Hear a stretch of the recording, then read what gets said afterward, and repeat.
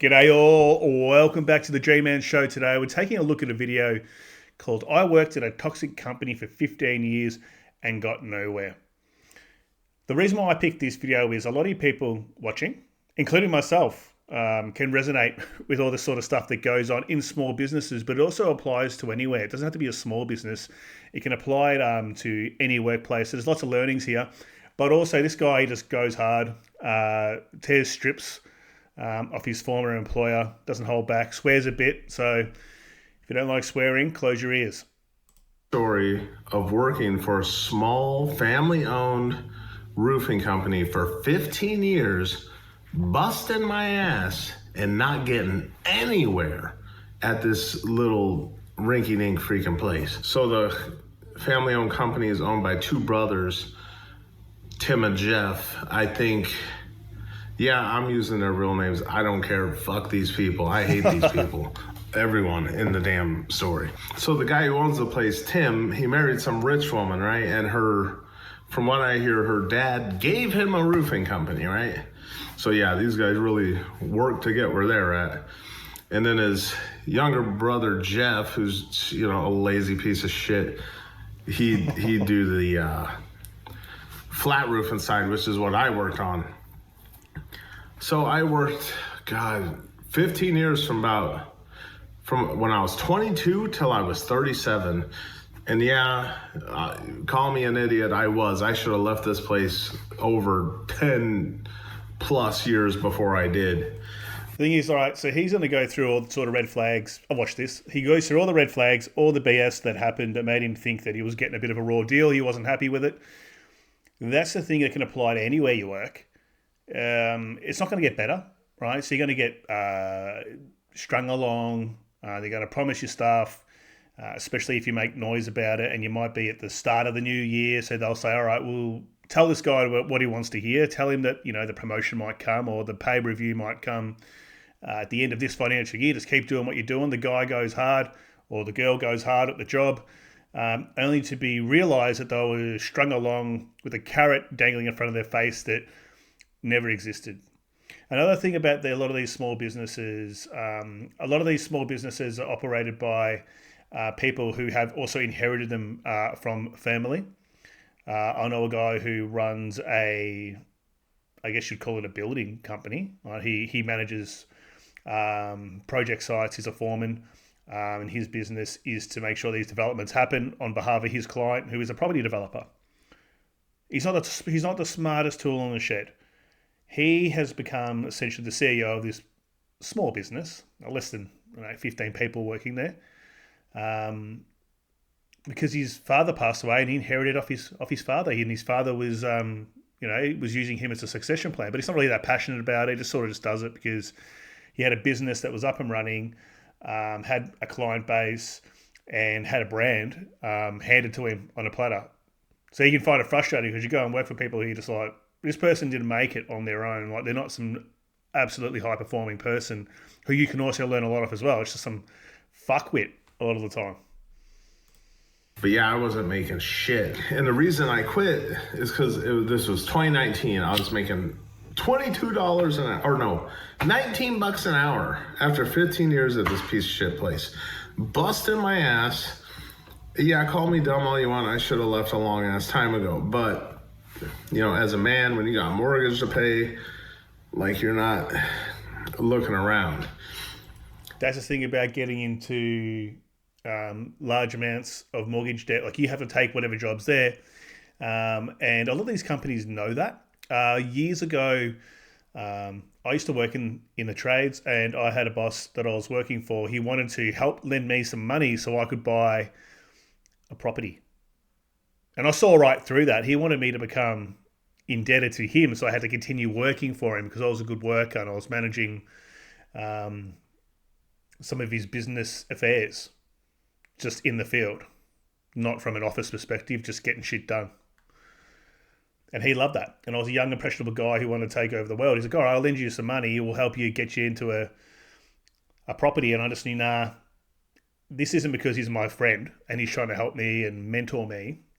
It's because he wants to have a power over me and wants to keep me working for him like a slave. Now, this same guy bought another guy who worked for him. So I left, I stopped working there years ago. And another guy who he got in there, he bought him like a brand new Chrysler car. So the guy was more or less had golden handcuffs, for that guy. I mean, a Chrysler car making, well, must have been paid a lot of money back then, like similar to this guy. That is like hitting the jackpot, and all he has to do is keep working there. Awesome. So that's part of the reason too. Although wage theft is a massive thing, it's huge here in Australia. A lot of businesses, especially in hospitality, so cafes, restaurants, pubs, all those sort of things, eateries, they'll employ immigrants or people who are down on their luck, like this guy. Like you got to take the job because you don't have any other options, and I'll leverage that to give you below award pay. Maybe not pay you overtime, or pay you overtime at a very decreased rate, maybe cash in hand off the books. And because these people aren't overly smart a lot of the time or financially literate, they don't question anything and they get ripped off thousands and thousands of dollars a year. It's huge here. The only purpose of a small business is to make the person who owns a small business money. That's what people need to understand. That applies to anywhere. And you get content where you're at, even though it's a hellhole. So the thing was, Jeff calls me in his office. He's like, "Oh, we got 14 roofs coming up. It's gonna be real busy." Da da da. And at this point, I haven't gotten a raise in like 5 years. I know, I'm an idiot. I know. And so then he's like, "We're gonna bump you up to 22." So that's like a $3 raise. And I'm just looking at him. I'm like, "Bro, you haven't given me a raise in like 5 years. It's like I want at least, $5, $6. So I was ready to settle, right? I was like, you know what? Give me $24 an hour and I'll stick around. And he pulls this bullshit he always pulls. He says, "Oh yeah, we'll see how you're doing after the summertime. I know how this goes." He says that. He's like, "Oh, we'll see at the end of summer." End of summer comes. "Yo, what's up with my raise?" "Oh, we'll see at the end of winter." Okay. I've already played this game with him before. And then at the end of winter, I'm like, "So what's up with that raise?" He's like, "Oh, we're not giving raises." It's just a way of bullshit. So you just like go away and quit asking him pretty much.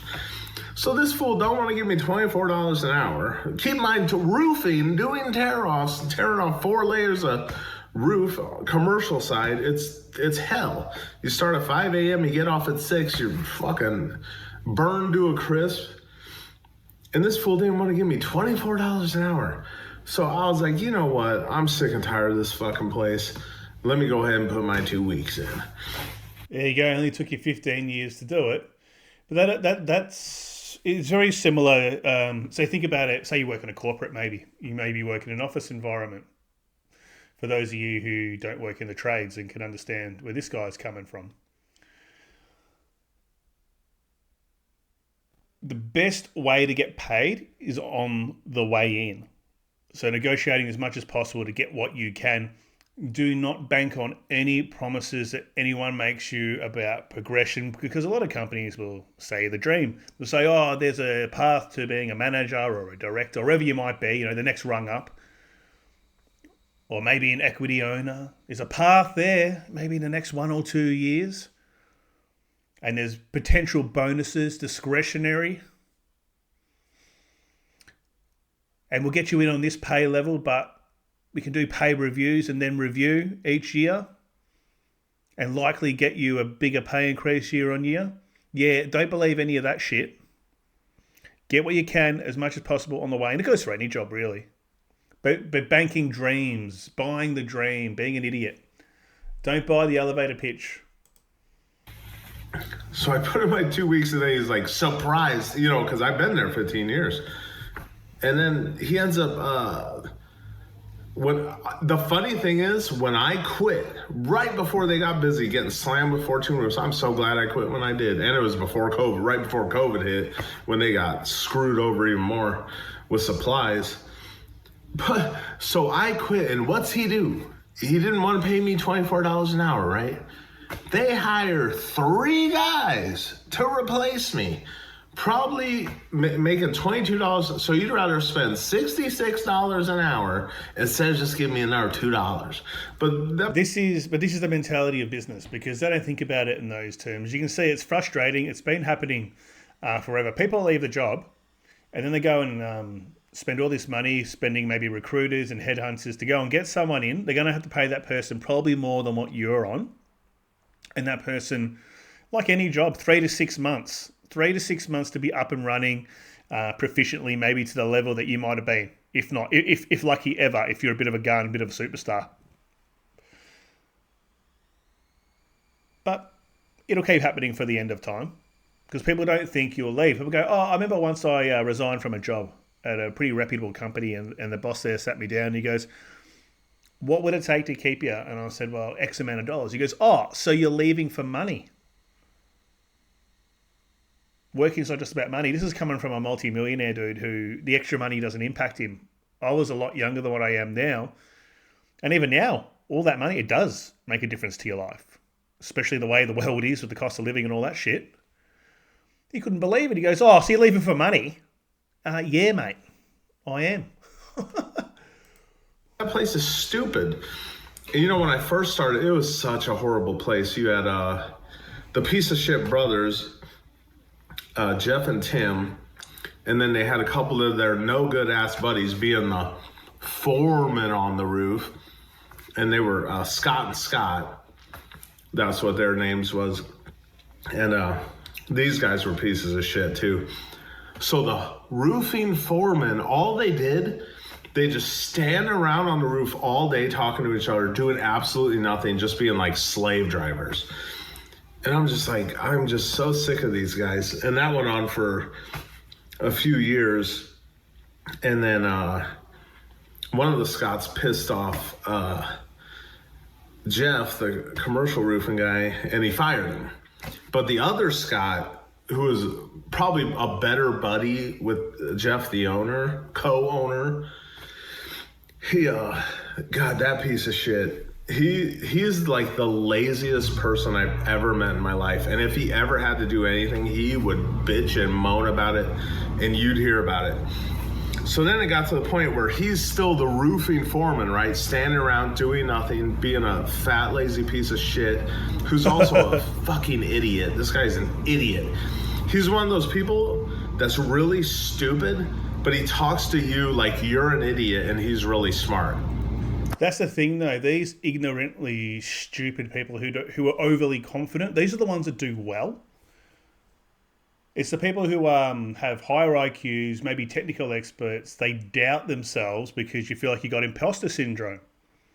You got these people out there who can't rub two fucking brain cells together thinking they're smart and geniuses. They're good at marketing themselves. They're good at managing upwards to people, and they do well. That's the name of the game. I realised that ages ago. Being a specialist at something, especially working for a company, it's probably not a good way to go up, because they need you doing that job in the position you're in. And if you get promoted and you go into some sort of management job where you're not on the tools, so to speak, they've got to find someone else to do it. So you're actually making yourself non-promotable, because, yes, you're hard to replace. So therefore, your upward mobility is limited. I did that, and I moved around and did all different things in my career to sort of change, because I was a technical specialist, technical finance guy. All right. So there's also a bunch of fuckwits you'll come across who will somehow be able to keep their jobs while pissing off everybody else. And these people are really great at talking the talk, but obviously they can't walk the walk. They put in a good front. Maybe they're sharp, they're suavely dressed. That's what I've noticed. And then when it comes to deliver and get into it, especially with complex type of work, can't do it. But somehow survive, because it is true. A lot of the time it is who you know, not what you know. Some of the smartest people I've ever met have been a fraction of successful of these guys that I'm talking, guys and girls that I'm telling you about. No substance, lots of buzzwords, talking shit. Yeah, I'm sure you know the type. But the co-owner Jeff always told us, if you have a problem with the guy and you all come together, I'll get rid of the guy. So that's what we were trying to do with his buddy Scott, right? Because this guy is just a waste of money and doesn't do anything. And if he didn't work for his buddy, he probably wouldn't get a job anywhere. So we all come together, right? This is about a few years in, right when I'm like, I'm pretty much, doing everything at this point. And Scott's still just on the roof doing absolutely nothing because he's buddies with the owner. So we all come together one day, right? And we're all against him. I have my notes and everything. I'm like, yeah, this dude's just a lazy piece of shit and doesn't do anything. And he's always running his mouth and he's pissing everyone off all the time. So what's Jeff do? Instead of getting rid of his lazy, worthless buddy, he promotes him. So we got this guy promoted to like some, I think like an estimator position, where the funny thing is the first 3 years this idiot Scott was in the office, he was in Jeff's office every single day asking him what to do because he had no clue what he was doing. He's a fucking idiot. At the point where lazy piece of shit, Scott's an estimator now, got promoted from being, a lazy piece of shit. I'm running jobs now, right? What I forgot to mention, there's another buddy of the co-owner. Job for the friends. That's what it's all about. Jeff, his buddy Mike, I hated this fucking guy. So his lazy ass starts, and I'm training this guy to do his job, right? And keep in mind, this guy's making $5 more than me at the time when he started. And I'm like a few years in already. This happens all the time. Tell me if you guys have experienced this in the workplace. This is a surefire way to know that it might be time, depending on how long you've been in the job, it might be time to look around. I used to be all about like this guy. You go to work at one company, you work your way up from the entry level all the way up to the top, and you give and give and give, and one day it's going to pay off. But a lot of the time that doesn't happen. Now it does for some, right? It does for some. Things do go their way, but for the vast majority, it does not. And so a great surefire way to see that you're not overly valued is that they pay a brand new person more than what you as an experienced person are getting to do the same job, and you then have to train them, get them up to speed. And the reason why I say this isn't just market dynamics. I understand that they need to pay to get people in the door, but you're going to find out about it at some point. Like, people talk, things don't stay secret for very long. You're going to find out.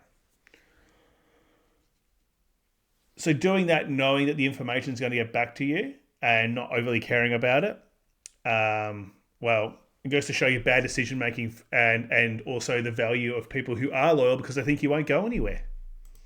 So I'm training this guy who makes more than me how to do my job. So then we eventually get to a point where we split off because Mike was always with me because he had no clue what he was doing and he was like a lazy, useless idiot, just like foreman piece of shit Scott. So then we get to the point where we split crews, right? So here's how the split goes. I get the piece of shit truck with no AC that's falling apart that nobody wants, right? I get the hardest jobs there is to do, the most square footage, pain in the ass, it'd be like a Kiewit job, 100% tie off and all that. And then I get the worst guys, like the dumbest guys we got who Mike doesn't want. So Mike, buddy with the owner Jeff, he gets the nicest freaking truck, got AC, 4-door, nice new Chevy 2500. He gets all of the guys who know what they're doing and know more than him because he doesn't know what the hell he's doing. And then he gets the easiest cherry pick jobs there are. And keep in mind. So this is your reward, guys, for being someone who is loyal. This guy's making some good points, but it applies to any workplace. I've been in this position too. Your reward for being really good at your job, it's more work, and the burden of picking up other people's slack will fall on you because a lot of the time it's in your nature and your personality. If you have pride in what you do, you want to make sure things are done well. So your reward for being a loyal, hardworking, reliable guy in the workplace is to get more work and not paid for it. I mean, I can understand from the business perspective. That's awesome. You're there, you're doing all this stuff, you're adding all this extra value, and you're not getting paid anymore. How good's that? They'll try and string you along as possible. But there just needs to come a time where you see the writing on the wall. This guy's getting more or less used up. They don't really care about him. That's the truth. If they cared about him, they'd give him that extra $2 an hour and make his job not so difficult, dealing with the guys who are undertrained and making all his jobs hard. It's all about listening to your gut. So I made a video very recently about redundancies. And just listening to your gut. So I was made redundant in the past, and I knew it was coming a mile away, and I just accepted it. I didn't get all angry and mad and shit. I did in private. I was pretty pissed off about it, but I just took it on the chin. Didn't really show any emotion about it. I knew it was coming. It doesn't matter how good you are and what you've done. If they haven't got the pipeline of work for you as well, no matter how long you've been there, no matter how hard you've worked, you're going to be gone. That's it, because you're a cost. And a cost that's not generating money. And this is in a specific area of contracting, but similar to this guy, it'd be the same thing. There's no pipe, there's no jobs. You're gone. And that was, for me, why I used to be a bit of a company man. I'm not going to lie. When I was younger, and I was like, yep, I'm going to be a company person. I'm going to be a lifer. I'm going to work my way up to C-suite and all this sort of bullshit. You get all these hopes and dreams. Snapped out of that pretty quick, but I did believe it. And then I started seeing things happen. People getting pushed out, people emotionally bullied, mentally, more or less mental abuse, psychological abuse in the workplace for no reason, just because they want to make someone's life very hard, like icing people out of work and projects and communications because they want that person to leave. And I've seen that happen. They don't want to make a person redundant or go through that process because they don't want to pay out. They'll literally destroy that person's psychological well-being for a few months until the person doesn't want to get out of bed in the morning and turn up. They just leave. It sounds horrible. It's very, very true, especially in these huge companies. They say they're people first and people-centric businesses, but think about what you're called as an employee. You're either a resource. They'll call you literally to your face. Oh, yeah, I need a resource. You're a resource who does this, blah, blah, blah. Or you're human capital. They literally call you human capital. So think about that, human capital. You're not G-Man. You're not John Smith, Joe Bloggs, Sarah Smith, whatever your name is. You are employee ID 105619A, and that's it. That was a real wake-up call for me.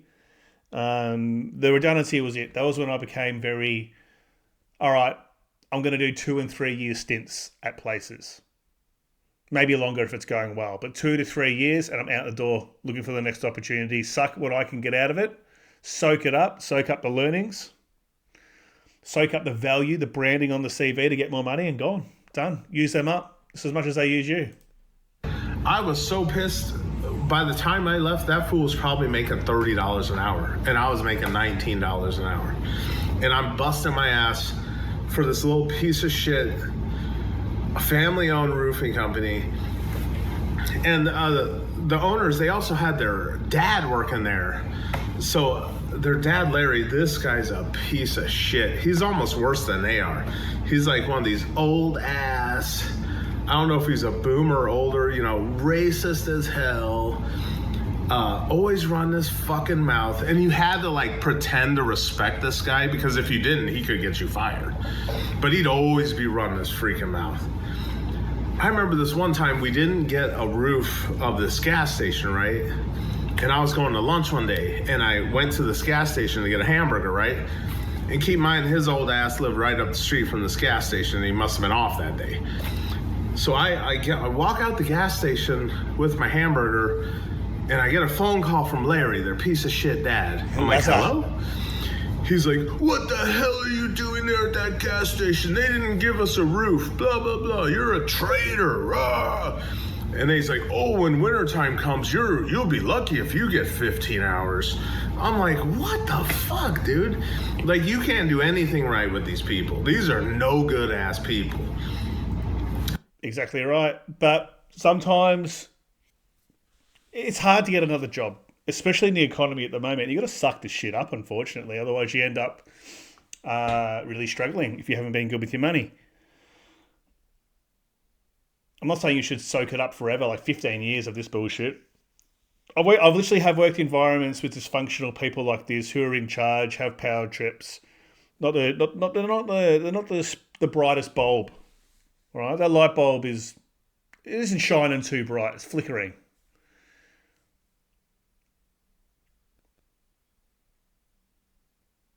But sometimes you can't just quit as well. Like you might have to go fuck. Excuse my language, guys, but this situation isn't good. But let's look on the outside. Is the economy going well? Like I need to still get paid. So I don't know. Stand if you do. But I want to talk about this, especially in the good times. You got to move around because that's where you get those 20% and 30% or 10% pay bumps. If you're used to getting 1% or zero, some people get zero. You'll effectively be getting paid less. I remember when I first started, I was working, and a piece of shit Scott, the one who's still around because he's buddies with the owner, he's completely useless and couldn't get a job anywhere else. It was hot as hell one day on the roof, and we'd always have this big old water jug like at the baseball fields, and we all keep going to it because we're dying, dude. It's like over 100 degrees on a rubber roof. And this fool gets pissed off and he dumps out the water over the edge of the roof. I swear I could have killed this fucking guy. But, at the time, I dropped out of college, I started roofing, and I just thought that's how life was because I'm a man, so I've been treated like shit my whole life. Starting with my dad always yelling and screaming at me, whooping my ass. So as a man, I've been treated like shit my whole life. So that's pretty much just... That's it. Not expecting better. It's just put your head down and grind. And that's the purpose of most men in society. That's what we're taught. Don't complain. Don't be a wimp. Put up with whatever. Get paid. Do what you got to do to look after those that are close to you. What I expect, and I'm used to it. So that's probably another reason I just thugged it out and stuck around at this piece of shit roofing company. My whole point of all this is if someone doesn't appreciate you, an employer, fucking leave them. Fuck them. That's what I did. I was so happy when I left. Man, they were struggling. They hired 3 guys to replace me. And then... Sounds like he still hasn't gotten over it, though. I mean, he's on YouTube talking about it. I think it's good to share your experience. Just move on too, man. It's not worth the energy. It's not worth the anger. And then realizing and then seeing and keeping tabs on what they're doing once you're gone. Once you're gone, you're gone. Don't look back. Don't go thinking about it too much anymore.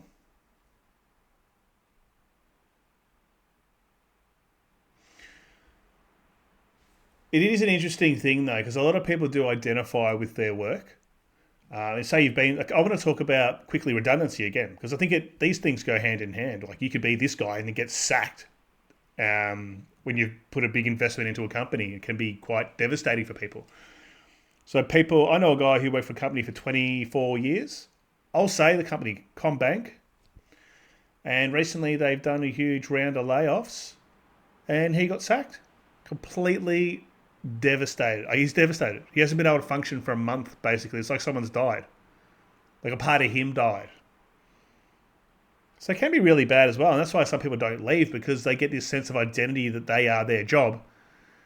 And that their worth is tied to the employer's brand in the market. Like that's your worth in life.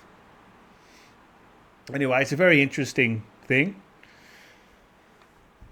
It's a very interesting psychological thing, and I've also felt like that in the past too, because a lot of these companies too, they make it like they're the best place to work, and if you go anywhere else, well, it's not going to be as good as there, or you might not be able to work anywhere else. All right, guys, thank you very much for watching. Bit of a different one. I'm trying to sort of broaden out. If you guys have some other topics that you want me to talk about, send me the videos. Send me the links. You can put them at thegmanshow.au@gmail.com. You can find my email address just on my channel page in the information box if you want the exact email address. I would appreciate that. Thank you all. Have a great day.